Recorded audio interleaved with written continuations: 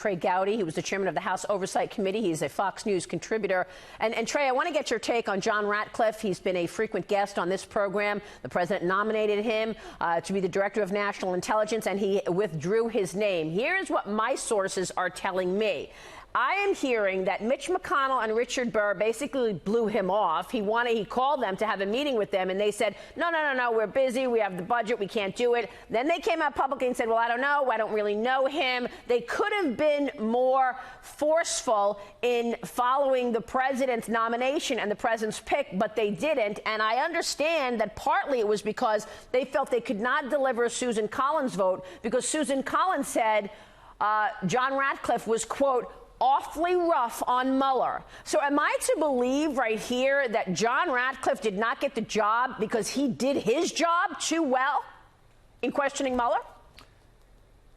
I hope not. John Ratcliffe was offered the DNI job before Mueller ever set foot on campus, on the congressional campus. So all those stories about Johnny auditioning for the DNI, he was offered and accepted the job before Mueller ever set foot on Congress. I can't speak for Leader McConnell. I know Senator Burr really well.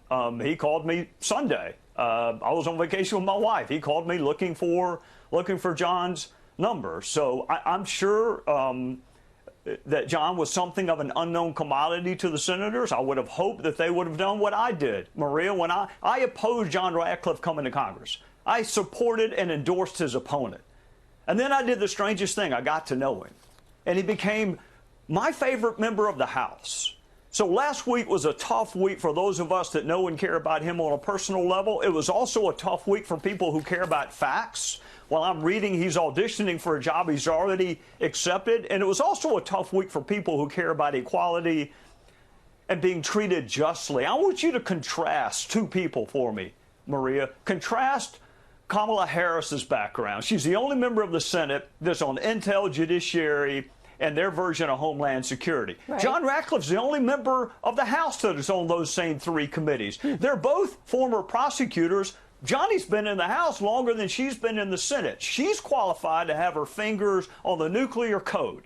She's qualified to be the leader of the free world, according to the media, but Johnny is not qualified to lead an obscure agency that almost no one's ever heard of. Yeah. That is duplicity, and if the media's wondering why Republicans think they're in the tank for Democrats, look no further than last week. And the Senate Republicans letting him down.